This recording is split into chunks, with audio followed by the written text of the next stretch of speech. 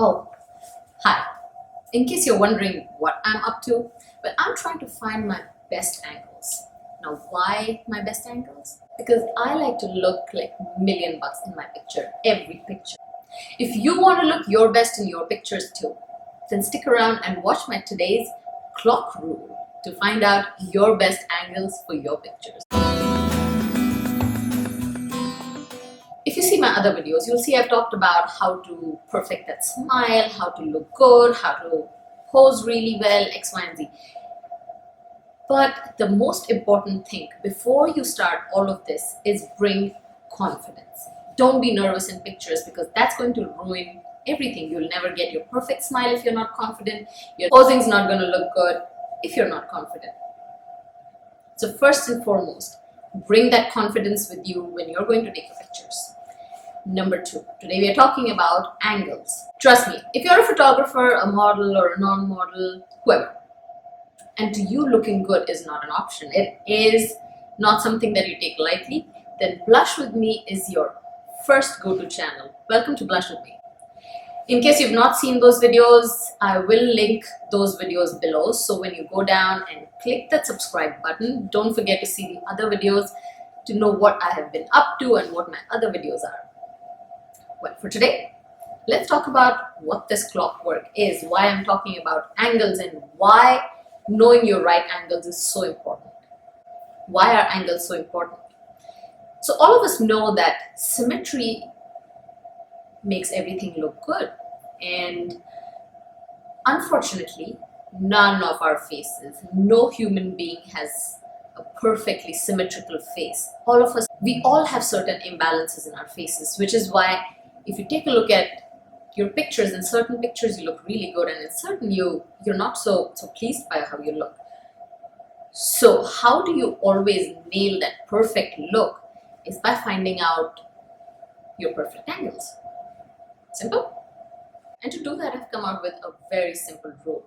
It'll really simplify how you can find out your best angles. I've seen quite a few videos where everyone will say, get your cameras out, look up, and looking up is always the best angle. No, it's not. Not for everyone. So let's see what this clock rule is. How about we start with, what we're going to do is take pictures. So if you're a photographer, you should spend a little bit of time with your clients doing this activity. It'll just take 5 minutes, and probably in this 5 minutes, you'll be able to find out what angle really works for your client. Or if you personally want to do this, you can do this on your phone too. Just don't keep moving the phone around. Keep your mobile steady or your camera steady in one place and move your face clockwise or anti-clockwise, whatever. So I'll start with 1 o'clock and go to 12. So let's begin. Is the collar up? Up, up, up. Let's begin. 1, 2, 3, 4, 5, 6, 7, 8, 9, 10, 11, 12, and not to forget 13, the dead-on center look. 13. Now, let's go and make a smaller circle. If you're comfortable with these 12, you'll definitely find your best shots out of these. So now you turn almost 45 degrees to find your angle. Now let's not move that far. Like, it's not always that you're going to be that far and making all those faces. So let's go very subtly, just a little bit of difference. Go make a smaller circle, about 8 stops, and you should be able to find your angle. Let's start. 1, 2, 3, 4, 5, 6, 7, 8, and bang on center. In about 21 shots, you should be able to find your perfect angle, and more often than not, you'll have more than one angle that works for you. So personally for me, like 7, 8 and 9 work quite well for me.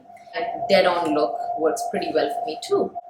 As usual, before we wind up, I am going to show you all the pictures. So go ahead and take a look at all the pictures and let me know if you think some other angle works for me. I personally thought 7, 8 and 9 worked well for me. But you tell me what works for me and try it out yourself, and I'm sure you'll be able to find out much better pictures of yourself.